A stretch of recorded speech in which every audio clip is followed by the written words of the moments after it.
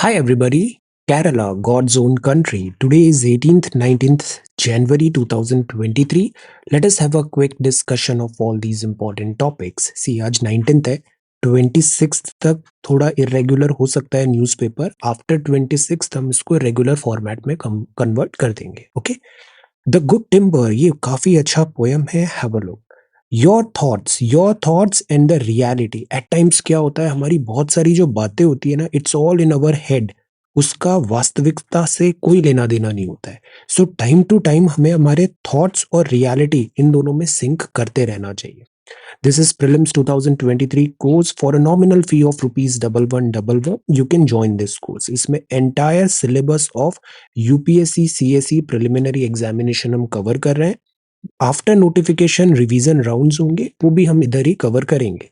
ये MCQ section है. Test series 28 of May 2023. Primarily हम सिविल सर्विसेज एग्जाम टारगेट कर रहे हैं, बट अब लेटेस्ट अपडेट ये है कि हम साइमल्टेनियसली बहुत सारे जो डिफरेंट एग्जाम्स होते हैं पीएससी के, सीडीएस के, वो सारे एमसीक्यूज भी हम यहाँ पर कवर करेंगे, सो दैट हमारा जो एटलीस्ट कोर सब्जेक्ट का जो फाउंडेशन है वो बहुत स्ट्रांग रहेगा, हमारा जो नॉलेज बेस है वो स्ट्रांग रहेगा, और साइमल्टेनियसली हम स्टेट एग्जाम्स भी यहाँ पर टारगेट कर पाएंगे.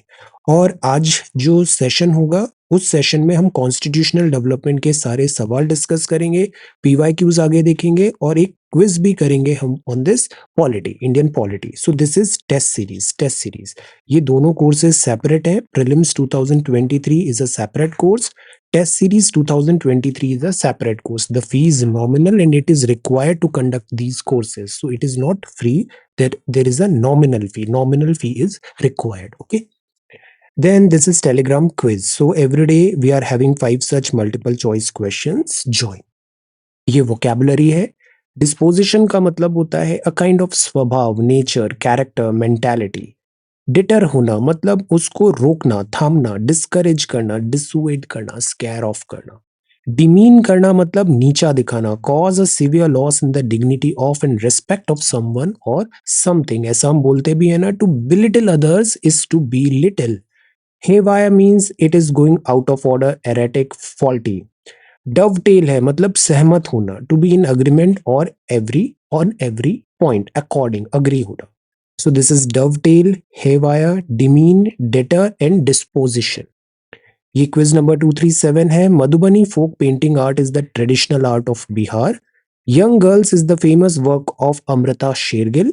मध्य प्रदेश वो राज्य है जहां बाग स्टाइल की टेक्सटाइल आर्ट पेंटिंग होती है. माइकल एंजेलो ने द लास्ट जजमेंट इस पेंटिंग को क्रिएट किया था. आर के लक्ष्मण साहब वो कार्टूनिस्ट हैं जिन्होंने क्रिएट किया था कॉमन मैन.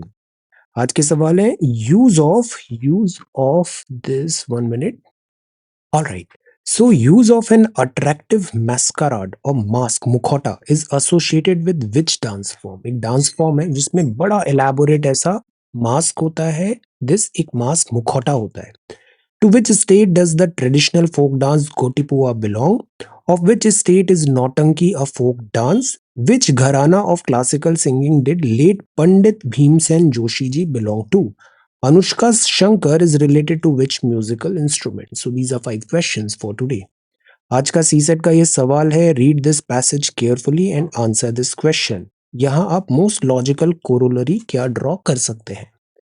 ये राइटिंग प्रैक्टिस है. आज एक ही सवाल है. Prepare a note on the life cycle of a river with the help of diagram. जैसे हम पढ़ते हैं ना, हमारा एज होता है यंग, मैच्योर, देन इसके बाद हम ओल्ड एज में आते हैं. तो इसको आप with the help of diagram explain करिए. Life cycle of a river with the help of diagrams. This is social media.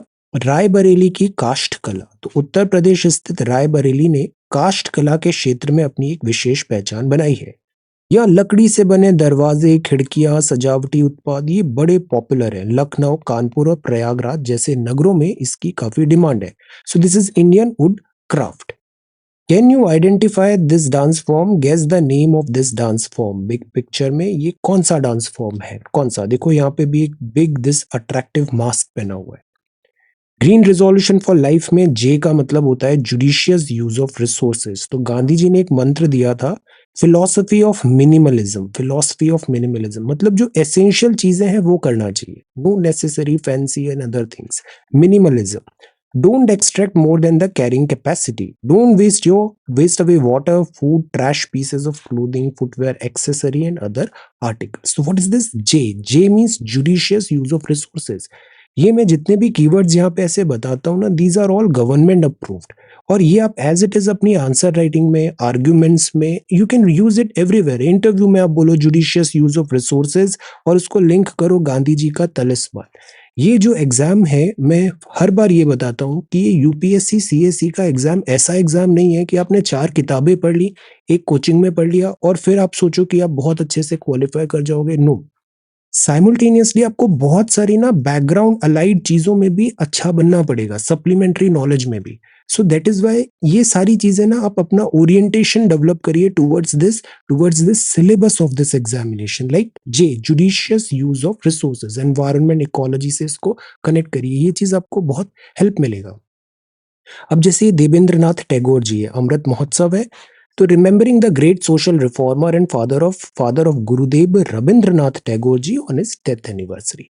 आपने तत्वबोधिनी सभा एस्पायर किया था, बनाया था, और आदि धर्म को आपने प्रमोट किया। Philosophical inquiry and teaching of Upanishads भी आपने आगे बढ़ाया। ये है the great valorous king and a formidable warrior Maharana Pratap ji on his death anniversary, so we pay our humble tribute to. तो आज के 2 छोटे सवाल हैं। पहला, देवेंद्रनाथ टैगोर जी पे एक बहुत शॉर्ट नोट बनाइए, इनका वर्क और कुछ इंपॉर्टेंट जो वर्क इन्होंने किया है, prepare a very short note. Second, Maharana Pratap ji पर भी एक छोटा सा नोट बनाइए, great valorous king and formidable warrior, these two are very important. 1950 में भारत के पहले गणतंत्र दिवस परेड में मुख्य अतिथि कौन थे? A B C D, what is the right answer? और साइमल्टेनियसली ये भी बताइए 2030 की अभी जो 26 जनवरी आ रही है, इसमें चीफ गेस्ट कौन है, किस कंट्री से है वो? सो ये हो गया सोशल मीडिया अपडेट। अब हम क्विकली 18th और 19th का न्यूज़पेपर देखते हैं। I will try to be quick. Pakistan prime minister moots serious sincere talks with our prime minister. See, अब जो लैंग्वेज है ना पाकिस्तान का, पाकिस्तान भी अब इस बात को समझ रहा है कि ये जो इतने टाइम स्पेंड किया, इंडिया से अननेसेसरी जेलेसी, इंडिया से अननेसेसरी कंपटीशन, जो पाकिस्तान एज अ कंट्री बना वो कॉन्सेप्ट ही फ्लॉड है, वो कॉन्सेप्ट ही फ्लॉड है। Plus Pakistan is not one state, Pakistan is four states and because of that इस 75 ईयर्स की जर्नी में Pakistan in general international geopolitics में भी कहा जाता है एक फेल्ड स्टेट रहा है। यहाँ पर जो डेमोक्रेसी है या फिर जो डेमोक्रेटिक वैल्यूज हैं, पीस है, लॉ एंड ऑर्डर है, ये कॉम्प्रोमाइज होता नजर आया है। तो द पॉइंट इज, अब ये रियलाइजेशन हो रहा है कि अननेसेसरी इंडिया को जो इतना एज अ थ्रेट प्रेजेंट किया, बिकॉज डोमेस्टिक नैरेटिव डिफरेंट होता है, पाकिस्तान में भी जो डोमेस्टिक नैरेटिव होता है, तो वो जो नैरेटिव इतने साल कैरी किया गया, it was like not good, ये बैकफायर हुआ, मिसप्लेस्ड था ये। तो अब यहाँ बात है कि नॉर्मलाइजेशन होना चाहिए। इंडिया एक बहुत बड़ा कंट्री है, इंडिया एक नेबर भी है, नॉर्मलाइजेशन ऑफ टाइज इंपॉर्टेंट है।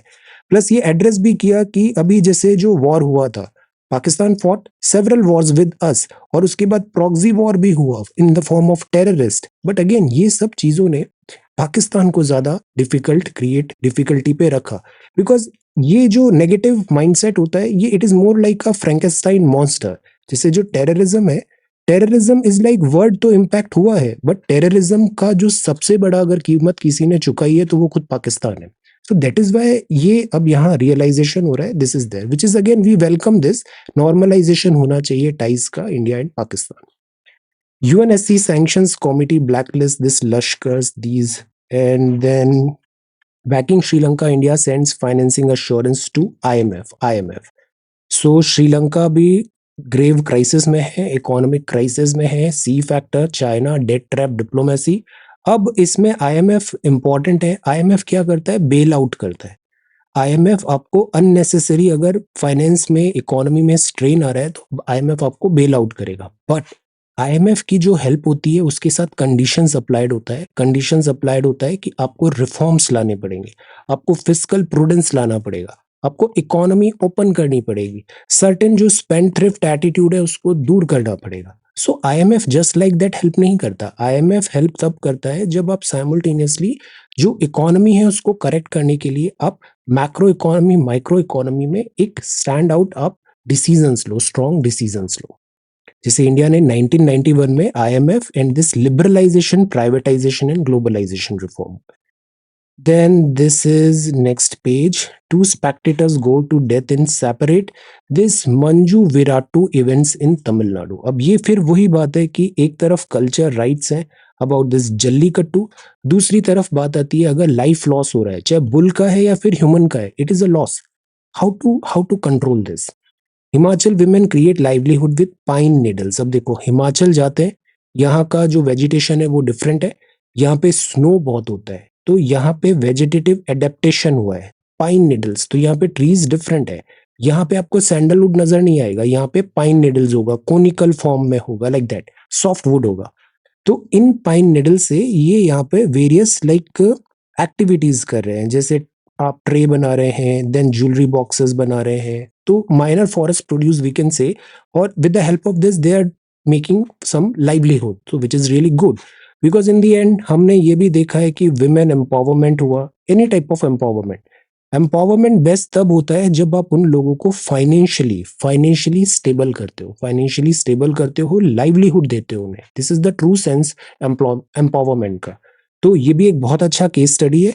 Women create livelihood with pine needles, local resources को यूज कर रहे हैं. इसके साथ साथ जो यूनिवर्सिटीज इंस्टीट्यूट्स है वो इनको लाइक मार्केट भी प्रोवाइड करा रहे हैं, नो हाउ भी दे रहे हैं, एक्सपर्टीज भी दे रहे हैं, और इनका रीच भी आगे बढ़ा रहे हैं प्रॉपर लाइक बिजनेस सेटअप करने में. सो this is really good. Then this is hold off. China must withdraw the hold on listing of 4 other Pakistani terrorists. Then a fortuitous, this is trend. The cooling in inflation must become more broad based for it to sustain. See, inflation मतलब होता है कीमतों में बढ़ोतरी. आज 10 रुपए का था, अब 100 रुपए का हो गया, तो ये इन्फ्लेशन है. इन्फ्लेशन होने से आपकी परचेजिंग पावर कम हो जाती है, बिकॉज तनख्वाह तो पहले भी 1000 रुपए थी, अभी भी 1000 रुपए, बट कीमतों में बड़ी बढ़ोतरी हो गई तो आप कम सामान खरीद पाओगे, परचेजिंग पावर आपकी कम हो गई. तो जो फिक्स्ड इनकम वाले होते हैं ना, वो एट लॉस होते हैं बिकॉज ऑफ दिस इन्फ्लेशन. अब इन्फ्लेशन है, इन्फ्लेशन कूल ऑफ हुआ है, मतलब थोड़ा स्लो डाउन हुआ है इन्फ्लेशन. पिछले कुछ टाइम से इन्फ्लेशन ज्यादा था, उसके 2-3 रीजन थे. एक तो सप्लाई साइड शॉर्टेज हो रहा था because of Ukraine crisis and this कोविड-19. दूसरा, मार्केट ओपन हुआ तो पेंट अप डिमांड आ गई, demand all of a sudden rise हो गया. Because of these two factors, push factors and pull factors, जो इन्फ्लेशन है वो नोटोरियसली हाई ट्रेंड कर रहा था, और ये आरबीआई के लिए, वर्ल्ड बैंक्स के लिए एक बहुत डिफिकल्ट चीज हो गया. तो दैट इज वाई आरबीआई ने रेपो रेट बढ़ाना चालू कर दिया, लिक्विडिटी कम करनी चालू कर दी. सिमिलरली यूएस का भी जो रिजर्व सेंट्रल बैंक है वो भी टाइटनिंग मॉनेटरी पॉलिसी अपना रहा है. बट टाइटनिंग मॉनेटरी पॉलिसी से जो ग्रोथ, इकोनॉमिक रिकवरी है वो हैम्पर हो जाती है. तो अभी बिकॉज इन्फ्लेशन स्लो डाउन हो रहा है, तो this is a good message. Illogical rejection of the idea of South Asia. See, यहाँ प्राइमरली बात किया है इंटरनेशनल रिलेशंस का है, बट नॉर्मल रेगुलर टॉक्स है कि जो साउथ एशिया है इनको कॉमन आना चाहिए एनवायरनमेंट रिलेटेड चैलेंजेस बताने के लिए, पॉपुलेशन रिलेटेड चैलेंजेस बताने के लिए, प्लस जो वर्ल्ड ऑर्डर है this is dictated by this जो विनर्स ऑफ वर्ल्ड वॉर 2 और यूरोपियन कंट्रीज. इसमें south Asia, even Africa etcetera, जो सदर्न हेमिस्फेयर, सदर्न कंट्रीज है, इनको एक कलेक्टिव फ्रंट देना चाहिए. COP27 की बात हो, लाइक दैट. फिर बात आती है यूक्रेन क्राइसिस, क्लाइमेट के क्राइसिस आए, रीजनल फिशर्स आ जाते हैं, जैसे सार्क एक काफी प्रॉमिसिंग इंस्टीट्यूट होना चाहिए था, but because of differences between India and Pakistan ये आगे नहीं बढ़ पाया. So we are now thinking of like BIMSTEC. The point is regionalization जरूरी है. आज का जो वर्ल्ड है वो ग्लोबलाइजेशन तो है, बट रीजनलाइजेशन पॉकेट्स भी बहुत इंपॉर्टेंट है. तो जैसे United states Mexico Canada agreement है, सदर्न कॉमन मार्केट है मर्कोसोर, या फिर European union, Eurasian economic union, या फिर गल्फ कंट्रीज का, या फिर अफ्रीकन फ्री ट्रेड एरिया, या फिर RCEP. These all are regional bodies. Regional bodies में डिसीजन मेकिंग क्विक होता है, रीजनल बॉडीज में लोकल एस्पायरेशन ज्यादा बेटर हैंडल होते हैं बजाय ग्लोबलाइज्ड वे में. सो दैट इज वाई यहाँ हमें रीजनलिज्म को इग्नोर नहीं करना चाहिए. पहले हम नॉन अलाइनमेंट मूवमेंट थे, अभी भी नॉन अलाइंड है, बट हम स्ट्रैटेजिक अलायंस का विंडो भी ओपन रख रहे हैं. स्ट्रैटेजिक अलायंस, बिकॉज जो इंटरनेशनल रिलेशंस है वहां ऐसा बोला जाता है, there are no permanent friends, there are no permanent enemies, there are only permanent interest. तो हर कंट्री अपने इंटरेस्ट के हिसाब से आगे बढ़ती है. सो दैट इज वाई हम एससीओ में भी हैं, यूएसए के साथ भी हमने अग्रीमेंट कर रखा है, कॉमकासा, बेका, एवरीथिंग। देन हम रशिया के साथ भी अग्रीमेंट कर रहे हैं ऑयल। रीजनल कोऑपरेशन भी हमें आगे बढ़ाना चाहिए, और इवन पाकिस्तान के साथ भी अगर नॉर्मलसी टाइज रहेगा तो overall this is going to be good, this is going to be good. So illogical rejection of the idea of South Asia, the new food grain scheme as an illusion. यहाँ पे बात है अभी प्रधानमंत्री गरीब कल्याण अन्न योजना है, जिसमें जो फूड ग्रेन सब्सिडाइज वे में या फ्री ऑफ कॉस्ट बांटा गया ड्यूरिंग कोविड-19, इसको कंटिन्यू करना चाहिए, बिकॉज फूड इज समथिंग कि फूड स्टारवेशन से या फिर फूड अवेलेबल नहीं है, इससे किसी का भी डेथ नहीं होना चाहिए। प्लस अगर फूड भी प्रॉपर नहीं मिलता है, माल न्यूट्रिशन है, quantity quality is not good, then again it creates weaker generation, weaker children, weaker workforce, वो भी एक बहुत कॉस्टली फैक्टर हो जाता है। सो इधर वेलफेयर का भी एंगल होता है, दैट इज वाई यहाँ food security is a must, food security is a must. Okay, then GST to states क्या होगा, two stampedes and their aftermath, Vodafone out of ideas है। Now see India's new proposal for migrant voting. देखिए मैं आपको बताता हूँ ना, I do newspaper every day, I know how it works. ये जो ईवीएम था, EVM, we are like pro EVM, we are like pro EVM, we have faith in EVM. Election commission भी यही बोलता है, सरकार, गवर्नमेंट इंस्टीट्यूशंस भी बोलते हैं, और we have faith in government institutions. तो हमें इलेक्ट्रॉनिक वोटिंग मशीन समझना है, पर हमें इसमें भी एक थोड़ा पेशेंस रखना चाहिए। सो जब ये न्यूज़ ब्रेक हुआ तब मैंने बताया था कि इलेक्शन कमीशन इंडिया खुद इसको डिमॉन्स्ट्रेट करके बताएगा, और फिर सारा जो भी इफ्स एंड बट्स हैं वो क्लियर हो जाएंगे। But election commission of India ने डेमोन्स्ट्रेशन नहीं दिया, could not demonstrate a prototype of its new remote electronic voting machine. तो अब इलेक्शन कमीशन भी इस पे कुछ नहीं बोल रहा है, so let us wait and watch. ये जो गवर्नमेंट एग्जाम प्रिपरेशन में जो है ना, इससे अब सवाल, बिकॉज खुद इलेक्शन कमीशन ने नहीं बताया है चीजों को। सो ये पूछा जा सकता है कि आप पे माइग्रेंट वोटिंग क्यों इंपॉर्टेंट है, तो उसका आंसर हमारे पास है, बिकॉज इंडिया में सब मोबिलिटी है, वर्कफोर्स मोबिलिटी है, बिकॉज माइग्रेंट्स अपने होम टाउन जाके वोट नहीं डाल पाते, तो इससे वोटिंग परसेंटेज कम हो जाता है।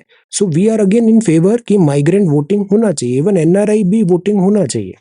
अब तरीका क्या हो सकता है, इसमें डिबेट हो सकता है। जैसे इलेक्ट्रॉनिक वोटिंग मशीन में 1992 से आया, फिर इसको धीरे धीरे पॉपुलराइज किया, फिर एक voter verified paper audit trail होता है, एक पर्ची निकलती है जिसमें लिखा होता है कि वोट किसको कास्ट हुआ। तो इससे एक लाइक फेथ आता है, ऑथेंटिसिटी आती है इस पूरे इलेक्शन मैकेनिज्म में। And election mechanism clean clear होना जरूरी है, वरना फिर इलेक्शन ही लाइक कॉम्प्रोमाइज हो जाता है। तो इलेक्शन प्रोसेस में ईवीएम का न्यूट्रल होना बहुत जरूरी है। ईवीएम में बैलेट यूनिट होता है, वीवीपैट लगा होता है, एक कंट्रोल यूनिट होता है, और एक प्रिसाइडिंग ऑफिसर साइड में बैठे होते हैं। ये सीक्रेट वोट होता है, सीक्रेट वोट।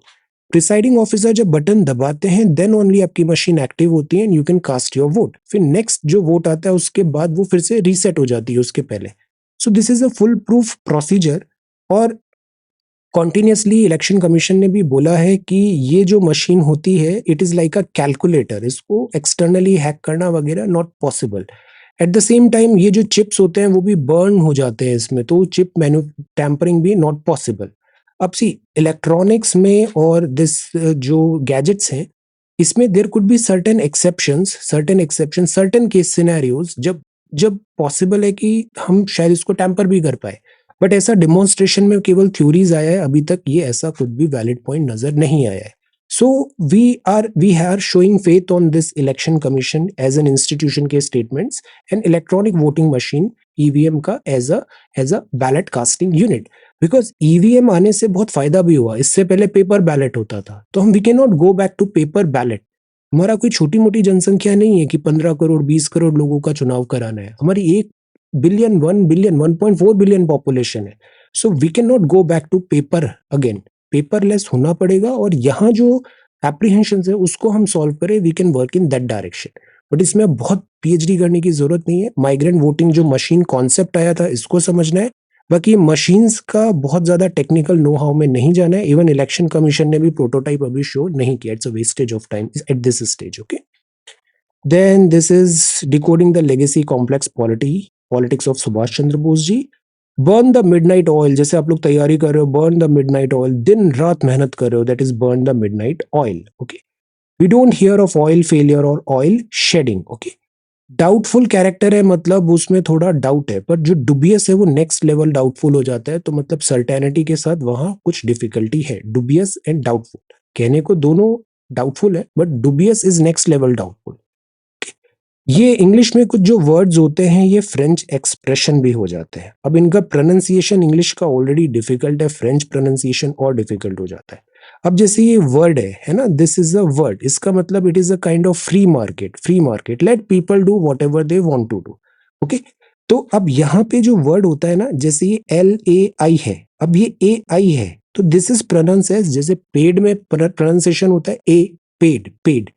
और यहाँ जो वर्ड है दिस इज ए आई को हम ए की तरह प्रोनाउंस करेंगे और जेड को हम साइलेंट कर देंगे, जेड को हम साइलेंट कर देंगे। ओके, तो we can pronounce it like Z is silent and this is laissez faire, laissez faire, it is pronounced as faire and laissez faire. तो Z is silent and A is A I is A. Okay, इसका मतलब है free market. जेजून है मतलब वो बहुत इनएडिक्वेट है, शॉर्ट है, प्यूराइल है, एडोलसेंट है, इंसिपिड है, जेजून, जेजून बोलते हैं उसे। Then this is a very very beautiful cartoon, ये रुडयार्ड किपलिंग की नॉवल थी, जंगल बुक, उस पे ये आया था, Mowgli, Jammu and Kashmir. Then PIB, then this is really good, PIB tribal youth from left wing extremist affected districts in Chhattisgarh to join CRPF, wonderful।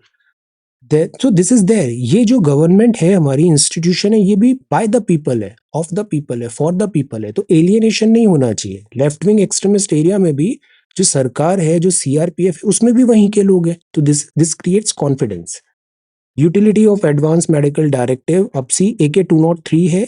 AK 203 अभी Korwa ordnance factory Amethi में बनना चालू होगा, AK 203। ये जो मशीन होती है ये बहुत रोबस्ट मानी जाती है, जैसे AK 47 भी बड़ी रोबस्ट मशीन मानी जाती है। US सेक्रेटरी इंडिया आएंगे, अरुणाचल के साथ threat from this China. And then landmark shift, see China की पॉपुलेशन डिक्लाइन हुई 2022 में, population is on decline. NGOs partly Afghanistan में वर्क स्टार्ट हुआ है, और दिस इज चाइना GDP केवल 3% से रोज हुआ, कोविड लॉकडाउन, और डिमांड नहीं आ रही है, कंजम्पशन स्लो हो गया है। न्यू फैसिलिटीज, सेबी बोल रहा है, security exchange board of India. SEBI किस टाइप का इंस्टीट्यूशन है, can you tell what type of institution SEBI is? EV, then this is एब है, मतलब कम हो रहा है textile apparel export, because cotton का प्राइस ज्यादा हो गया, महंगा हो गया कपड़ा, कॉम्पिटेटिव एज कम हो गई। और ये है hockey. So this is the Hindu newspaper for 18th। Now let us come to 19th। Then this is अभी अभी जो बात चल रहा था, पिलग्रिम साइट जो है, पिलग्रिम साइट है समीद शिखर, समीद शिखर। तो यहाँ अभी था कि ओवर्ट जो कमर्शलाइजेशन है, टूरिज्म है, तो उससे जो रिलीजियस साइट्स है, पिलग्रिम साइट्स है, उधर डैमेज होता है, तो we have to be careful. Tripura, Meghalaya, Nagaland to vote in February, battle lines draw हो गया है। ये कौन से चुनाव है? ये विधानसभा चुनाव है। रेफर LG इश्यूज टू 7 जज बेंच, सेंटर ने कहा 7 जज बेंच पूरे जो मैटर है LG चीफ मिनिस्टर इनके बीच में जो टसल हो रहा है उसको सुनवाई करेगी। Then this is next page, see vintage beauty. Vintage का मतलब क्या होता है, कैन यू टेल? अक्सर हम देखते हैं बड़े शहरों में विंटेज कार्स, विंटेज ब्यूटी। सो ये विंटेज ब्यूटी है Deccan queen, Deccan queen. Case registered against driver on the charge of provoking tusker, tusker. तो सी अक्सर हम एनिमल्स, अगर हम फॉरेस्ट एरिया से गुजर रहे हैं, हम कई बार मंकीज को फीड करने लग जाते हैं, हाथी को फीड करें, ये गलत है। Feeding wild life animal is a crime, crime. Spot bellied eagle owl spotted in Andhra's Seshachalam forest for the first time. तो ये पहली बार ऐसा स्पॉटिंग हुआ है यहाँ पे, which is good. Biodiversity is very much required, owl. Then ये है check do not cross, see government should work toward systematic reform, not attack the judiciary, regular talk है। NJSC जो 99 पे आउट हुआ था, अल्ट्रा वायर डिक्लेयर हुआ था bye honourable court, because national judicial appointment commission था, इसमें सेपरेशन ऑफ पावर नहीं हो रहा था। जुडिशियल अपॉइंटमेंट की यहाँ पे बात है, जुडिशियल अपॉइंटमेंट में क्या चैलेंजेस आ रहे हैं। तो अब बात है कोलेजियम जो है, कोलेजियम में रिफॉर्म्स की जरूरत है। प्रॉब्लम ये आती है कोलेजियम में कि जजेस आर अपॉइंटिंग ब्रदर जजेस, लाइक दैट, जजेस आर अपॉइंटिंग जजेस, so where is the transparency? Transparency has to be there. Plus collegium system थोड़ा स्लो भी है, तो पेंडिंग केसेस भी है, पेंडिंग अपॉइंटमेंट्स भी हो रहे हैं, और गवर्नमेंट और जुडिशरी दोनों लॉगर हेड पे आ जाते हैं। सो वी आर ट्राइंग कि कोई एक अच्छा तरीका निकले जिसमें जुडिशियल जो ऑटोनॉमी है वो भी कॉम्प्रोमाइज नहीं हो, सेपरेशन ऑफ पावर भी हो। लेट अस सी, अब इसमें बहुत अननेसेसरी नहीं जाना है हमें कि गवर्नमेंट अपमैनशिप कर रही है या फिर जुडिशरी अपमैनशिप कर रही है। No, both are important, both are like constitution bodies. Deliberating delaying action है, रीट्रेटेड नेम्स हैं, तो ये भी टसल चल रहा है कि गवर्नमेंट टाइमली अप्रूवल नहीं देती अपॉइंटमेंट ऑफ जजेस एंड ट्रांसफर का, या फिर जुडिशरी गवर्नमेंट के डिसीजन को क्वॉश कर देती है। वाइस प्रेसिडेंट साहब ने बोला कि जो पार्लियामेंट है that has to be sovereign, कि जुडिशरी उसके नियम को कैंसिल नहीं कर पाए। बट जुडिशरी ने बोला Kesavananda Bharati case basic structure doctrine can not be compromised. Risks and rewards, Jallikattu, यहाँ बात है जल्लीकट्टू का। जल्लीकट्टू में भी हमें एक बैलेंस्ड ओपिनियन रखना है, जो हम इतने दिनों से देख रहे हैं। Prevention of cruelty to animals है, animals cruelty is wrong. At the same time we have respect for culture, we have respect for tradition. एक ऐसा थ्योरी भी है कि जल्लीकट्टू जैसे स्पोर्ट्स से जो ब्रीड होती है वो कंजर्व होती है, agree. But at the same time जैसे अभी लाइफ लॉस हुआ, इंजरी हुआ, एनिमल पे जो ट्रॉमा टॉर्चर है, हम इसको भी इग्नोर नहीं कर सकते। तो अगेन लेट अस सी इसमें भी ऑनरेबल कोर्ट क्या डिसीजन देती है। Let us see, let us see. Then admonishment that endanger the constitution, repeated same again theory है कि केशवानंद भारती केस ने बोला बेसिक स्ट्रक्चर डॉक्ट्राइन कभी भी कैंसिल नहीं होना चाहिए, basic structure doctrine should not get cancelled. Okay, but over the period of time हमने देखा कि दिस इज नॉट आज का न्यूज। ओवर द पीरियड हमने देखा है जो लेजिस्लेचर है, गवर्नमेंट है वर्सेस जुडिशरी चलता है, और इसमें बैलेंस होना जरूरी है। केशवानंद भारती केस के 50 साल भी हुए और बोला बेसिक स्ट्रक्चर डॉक्ट्राइन हमें मेंटेन करना है। और ये भी हुआ कि बेसिक स्ट्रक्चर का क्या इनोवेटिव इनोवेटिव इंटरप्रिटेशन तो नहीं कर रही है जुडिशरी। हर चीज बेसिक स्ट्रक्चर में आके वो लेजिस्लेचर जो कानून बनाता है उसको स्टॉप कर दिया जाता है, ऐसे भी चार्जेस लगे। फिर ओवरऑल ये थीम चल रहा है कि there has to be certain harmony, there has to be certain harmony. जैसे लास्ट पीडीटी आचार्य साहब का भी आर्टिकल देखा था, गवर्नर और चीफ मिनिस्टर में there should be some harmony. तो फाउंडेशन ऑफ द कॉन्स्टिट्यूशन क्या है? फाउंडेशन ऑफ द कॉन्स्टिट्यूशन है कि there should be a theory of check and balance. बहुत सारे आइडियाज आपस में इंटरकनेक्टेड है। गवर्नेंस हमारा वेस्टमिंस्टर है, ब्रिटेन टाइप का। लेजिस्लेचर एग्जीक्यूटिव जुडिशरी में सेपरेट ऑफ पावर है, सेपरेशन मॉन्टेस्क्यू का principal. So the point is there has to be certain balance. Constitution में balance is required. Basic structure of doctrine should be ensured. अब बात आता है क्या पार्लियामेंट अमेंड कर दे कॉन्स्टिट्यूशन को ही? तो अगेन वो बेसिक स्ट्रक्चर के अगेंस्ट चला जाता है कि आप कॉन्स्टिट्यूशन का बेसिक अमेंडमेंट करने का तरीका भी नहीं बदल सकते अंडर आर्टिकल 368 अगर if it goes against this basic structure doctrine.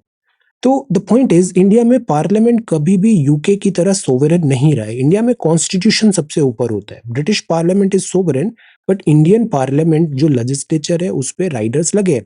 और ये बात केशवानंद भारती केस में बड़े क्लियरली उभर के आ गई थी कि जो बेसिक स्ट्रक्चर डॉक्ट्राइन है that should not be changed. फिर मिनर्वा मिल्स केस आता है, इसमें भी ये आता है कि क्या फंडामेंटल राइट्स मतलब टच नहीं कर सकते, इनवॉयलेबल है। Parliament two is the creature of the constitution. So the point is सबसे ऊपर कॉन्स्टिट्यूशन है, और पार्लियामेंट भी कॉन्स्टिट्यूशन के अंदर ही बनी है, कॉन्स्टिट्यूशन के अंदर बनी है उसके प्रोविजंस पे। तो फाइनल अथॉरिटी कॉन्स्टिट्यूशन होता है बजाय पार्लियामेंट, और इसीलिए final authority basic sanctity of constitution होता है जो हमेशा हमें अपहोल्ड करना है। ये आर्ग्यूमेंट है। तो कॉन्स्टिट्यूशन में ये लिखा है article 368 is merely the constitution is an altered form, but एक कॉन्स्टिट्यूशन का बेसिक स्ट्रक्चर भी दिखाता है। तो the whole idea is after Kesavananda Bharati case and in several other cases supreme court ने बड़े क्लियर वर्ड्स में बता दिया है कि जो बेसिक सिद्धांत है, जो मूलभूत स्वभाव है हमारा कॉन्स्टिट्यूशन का, parliament as such constitution amend कर सकती है, बट मूलभूत फीचर्स को they can not amend. Syria में नॉर्मलसी आ रहा है, show returns to peace in Syria which is required. China futile of under balancing China. अब देखो चाइना भी इज समथिंग, चाइना का जीडीपी देखो, पॉपुलेशन देखो, कंट्रीब्यूशन देखो। चाइना अगर डीएस्टेबलाइज होगा तो इसके पूरे वर्ल्ड में रिपरकशंस होंगे। So the idea is China का जैसे रिवेंजफुल राइज है, या चाइना के साथ हमारे टेंशंस भी हो रहे हैं एलएसी में, Galwan crisis and all. The point is China के साथ स्टिल हमारी जो इकोनॉमी है वो कपल्ड है, पर ऐसा नहीं है कि चाइना पे डिपेंडेंसी नहीं है। अभी आप देखो ट्रेड डेफिसिट बढ़ता ही जा रहा है, चाइना $100 बिलियन हो गया। चाइना के साथ डिपेंडेंसी है, तो knee jerk reaction is not going to help us. We need to systematically develop our capacity और स्ट्रेंथ, और self reliant India, production linked incentives, ये इंपॉर्टेंट है। प्लस जो चाइना की जो पॉलिसी है वुल्फ वॉरियर डिप्लोमेसी, इसको भी डिप्लोमेटिकली स्मार्टनेस से हमें काउंटर करना ज़रूरी है। देन गोवा और फास्टेस्ट इंडियन 200 एक और आ गया। इससे पहले ईशान किशन ने भी किया था और I was looking at this list, इसमें सब इंडियंस ने डोमिनेट किया है 200 runs in this ODI. UK inflation, car service, helicopter. यहाँ बात है इको सेंसिटिव जोन का। इको सेंसिटिव जोन वर्ड में लिखा है इकोलॉजिकली सेंसिटिव जोन, तो मतलब यहाँ की इकोलॉजी फ्रेजाइल है, इनको प्रोटेक्ट करने की जरूरत है। National park, wild life sanctuary, ऐसा मतलब यहाँ बहुत बहुत इंपॉर्टेंट है कि हम वाइल्ड लाइफ और नेचर को प्रोटेक्ट करें। तो यहाँ प्रोटेक्ट करेंगे मतलब ह्यूमन एक्टिविटीज रिस्ट्रिक्टेड होगी। जैसे गार्गिल कमेटी आई थी, कस्तूरी रंजन कमेटी आई थी, गार्गिल कमेटी ने तो ये बोला पूरे वेस्टर्न घाट को इकोलॉजिकली सेंसिटिव जोन डिक्लेयर कर दो, because entire western Ghat is very sensitive, ecologically sensitive. ये बायोडाइवर्सिटी हॉटस्पॉट भी है। बायोडाइवर्सिटी हॉटस्पॉट की डेफिनेशन क्या होती है टेल? तो इकोलॉजिकली सेंसिटिव जोन हमने बनाया मतलब यहाँ लॉज थोड़े डिफरेंट एक्ट करेंगे। प्रोटेक्टेड एरिया इंडिया में 5.26% ऑफ लैंड है, 108 नेशनल पार्क है, 564 564 वाइल्ड लाइफ सेंचुरी है। वाइल्ड लाइफ प्रोटेक्शन एक्ट 1972 है और इसमें बहुत सारी एक्टिविटीज हैं जो लाइक रिजर्व फॉरेस्ट में परमिटेड नहीं होती है, वहां आप नहीं कर सकते बहुत सारा एंथ्रोपोजेनिक एक्टिविटीज। और एट द सेम टाइम जो इवन बफर एरिया भी होता है, वहां भी अगर कोई एक्टिविटी करनी है तो आपको लोकल जो ग्राम सभा है उसकी परमिशन लेनी पड़ेगी, ग्राम सभा परमिशन इज रिक्वायर्ड। ऐसा पेसा, फॉरेस्ट राइट्स एक्ट, इन सब में आगे प्रोविजंस आते हैं। तो द पॉइंट इज जब ये प्रोविजंस आ जाते हैं तो फिर गवर्नमेंट को वहां पे से डैम बनाना है, कोई फैक्ट्री ओपन करना है, तो उसमें ग्राम सभा बहुत इंपॉर्टेंट हो जाती है, उसका आप डाइल्यूट नहीं कर सकते। तो rights negating fortress conservation model has come under repeated criticism, because कई बार इन जो इकोलॉजिकली सेंसिटिव जोन के प्रोविजंस है यहाँ थोड़ा इनको डाइल्यूट करने की कोशिश होती है, तो वो प्राइमरली यहाँ पे क्रिटिसाइज किया है। जैसे scheduled tribes and other traditional forest dwellers act है 2006, एफआरए है, जो माइनर फॉरेस्ट प्रोड्यूसर्स हैं वो हक दिया गया है, गांव और जो जंगल में रहते हैं ट्राइबल्स उनको कस्टमरी ट्रेडिशनल राइट्स भी यहाँ पे रिकॉग्नाइज किए गए। तो एफआरए इंप्लीमेंट होता है, एमओईएफसीसी ने इंप्लीमेंट किया। अब एफआरए का डेटा आ गया और एफआरए और साथ ही साथ इतने पूरे सालों में हमने देखा है ग्राम सभा को हमने एम्पावर किया। तो ग्राम सभा स्टैट्यूटरी अथॉरिटी होती है conserve, protect, manage the forest. Gram Sabha is the authority और इवन ग्राम सभा अप्रूवल भी चाहिए फॉर से some project development wild life biodiversity area में, ट्रेडिशनल विलेज बाउंड्रीज में। अब एक टर्म आता है कम्युनिटी फॉरेस्ट रिसोर्सेस। कई बार कम्युनिटी होती है वो फॉरेस्ट को ओन करती है और उसको प्रोटेक्ट करती है, तो उसका सेफगार्ड कम्युनिटी के ऊपर है। अब हमें कोई डेवलपमेंट करना है तो हमें ग्राम सभा की परमिशन जरूरी होगी। जैसे वर्किंग प्लान बनाना है, ये वर्किंग प्लान में ग्राम सभा को इंटीग्रेट करना पड़ेगा, उनसे पूछना पड़ेगा, उनके आइडियाज लेने पड़ेंगे। तो ईएसजेड क्या होता है? ये protected area is a region of this much square feet kilometer, 3.4% country का लैंड है जो ईएसजेड में आता है। तो गवर्नमेंट ने ऐसे 341 इकोलॉजिकली सेंसिटिव जोन डिक्लेयर किए हैं 29 राज्यों में, 5 यूनियन टेरिटोरीज में, और बाकी 85 और अवेटेड है। तो टोटल इस तरीके से 8.66% ऑफ इंडियाज लैंड एरिया जो है वो प्रोटेक्टेड हो जाता है। देखो यहाँ पहले जो प्रोटेक्टेड था that was 5.26% in national park and wild life. अब जो हो जाएगा टोटल वो हो जाएगा से 3.4% और ऐड हुआ तो 8.66% ईएसजेड भी मिला के।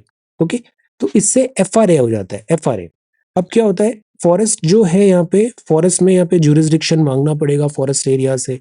अब जो ग्राम सभा है, प्रॉब्लम ये आती है क्लैशेस होने लग जाता है। 5th शेड्यूल 6th शेड्यूल में दिया हुआ है कि जैसे पैसा है, पैसा आर्टिकल 244 में लिखा है panchayat extension in scheduled area. तो जब भी गांव यहाँ पे पड़ रहा है और आपको वहाँ डेवलपमेंट वर्क भी कराना है तो वहाँ गांव में ज्यादा उनको पावर मिला है नॉर्मल पंचायती राज से। वाइल्ड लाइफ प्रोटेक्शन एक्ट है, 1927 एक्ट है, 1986 का एनवायरनमेंट एक्ट है।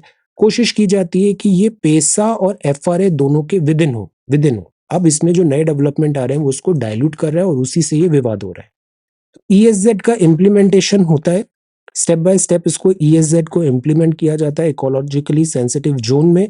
यहाँ बहुत सारी एंथ्रोपोजेनिक एक्टिविटीज है उसको भी सिस्टमेटिकली बाहर निकाला जाता है। पहले नोटिफाई करेंगे, फिर वहां पे एक सनसेट क्लॉज भी आ जाएगा और बहुत सारी एंथ्रोपोजेनिक एक्टिविटी रिस्ट्रिक्टेड हो जाएगी। लिस्ट ऑफ एक्टिविटीज अलाउड है, लिस्ट ऑफ एक्टिविटीज अलाउड नहीं है।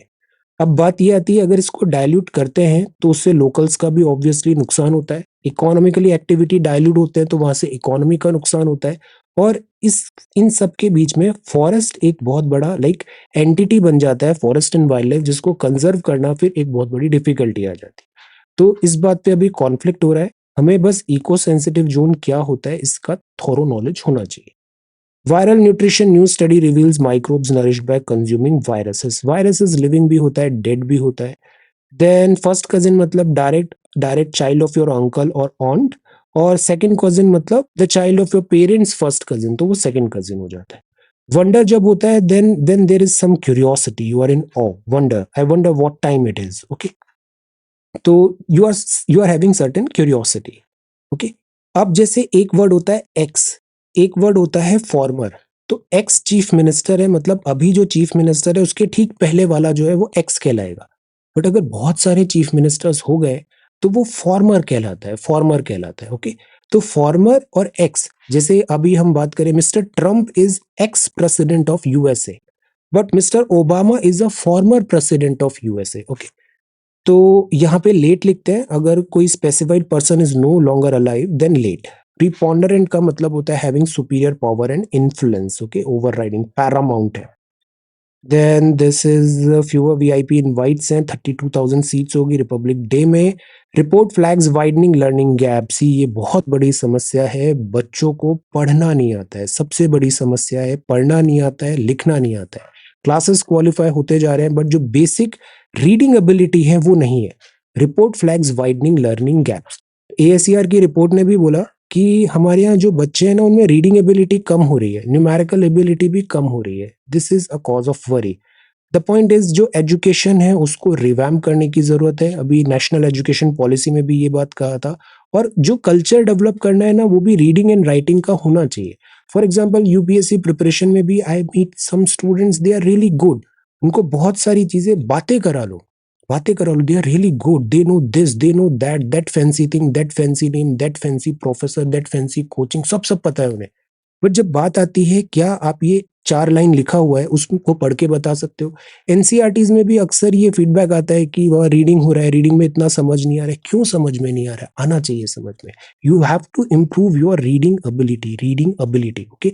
एट द सेम टाइम आपको लिखना भी आना चाहिए, लिखना आना चाहिए। अदरवाइज आप मेंस कैसे क्वालिफाई करोगे, मेंस कैसे क्वालिफाई करोगे अगर आपको लिखना नहीं आता। इट डजेंट मैटर आपने प्रीलिम्स कितने बार क्वालिफाई कर लिया, इससे एक अच्छा शो बन जाएगा कि this person is qualified prelims this time that time, but it is of no use, it is of no use, zero zero utility है। मेंस आपको क्वालिफाई करना जरूरी है, मेंस क्वालिफाई करना जरूरी है, एंड फॉर दैट आपको लिखना बहुत जरूरी है। दैट इज वाई मैं डेली इतना एम्फेसिस करता हूँ, लिखो, लिखना बहुत जरूरी है। Writing is very very important, okay. Because ये है, हमने देखा है अभी over the period of time, ASCR report भी बोल रही है जो जनरल जो होता है रीडिंग राइटिंग और दिस मैथमेटिक्स बेसिक एप्टीट्यूड, इसमें डिक्लाइन हुआ है। और अब जब तरीके से टेक्नोलॉजी आई है, गैजेट्स आए हैं, तो कंसंट्रेशन भी बहुत लैप्स हो गया है। जो अटेंशन टाइम है ना वो अभी के जो स्टूडेंट्स हैं वो थोड़ा लैप्स आ रहा है। प्रॉब्लम क्या होगी, आप स्मार्ट हो गए हो, आप स्मार्ट क्लासेस कर रहे हो, स्मार्ट डिवाइसेस से पढ़ रहे हो, स्मार्ट एवरीथिंग है, but your exam is not smart, your exam is old school exam, okay, learn this. तो this is Alzheimer and Ukraine minister, सबको आंसर राइटिंग करना चाहिए, सबको आंसर राइटिंग करना चाहिए। आंसर राइटिंग अगर आप नहीं कर रहे हो, मार्क माय वर्ड, आप अपना सिलेक्शन कॉम्प्रोमाइज करो, it is going to cost you. Oil demand में see high on China COVID 19 reopening. Oil demand आएगा तो let us see. Adani and Microsoft ने जॉब दिस किया है, tech lay off, Supreme Court, corporate funding, okay. So this is the Hindu newspaper. आज answer writing discussion करना था but let us do it tomorrow because already 2 newspaper हो गए। सो thank you so much for watching this video, take care, study well and be safe.